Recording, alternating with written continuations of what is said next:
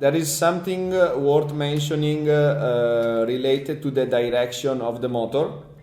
When you first start the system, the motor will need to work in opening.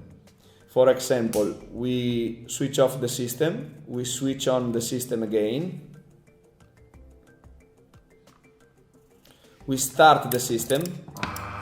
If the motor turns in other direction, so it turns in closing, what you need to do is switch off the system, reverse motor phases, so reverse what is connected to connector number 15 with what is connected to connector number 13, and try again.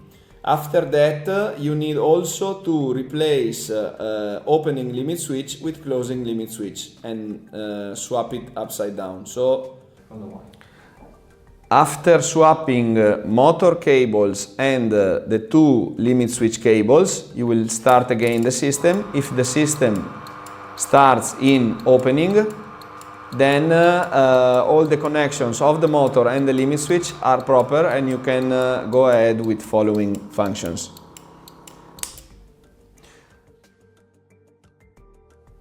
So we saw major functions of the board and major connections.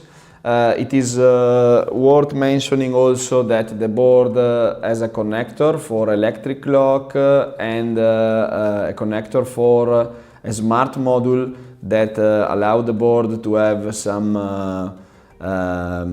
domotic, some smart house functions.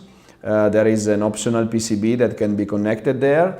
This item on the left is the radio receiver, which is normally wired to the standard antenna cable, but it can also be wired to an external antenna cable. The control board is equipped with standard fuses, and for the low voltage it is equipped with self-resetting fuses, so there is no need to replace the fuse in case there is a short circuit in the low voltage. And that's it. Hope you like our new digital control board, and let's keep in touch for the next video.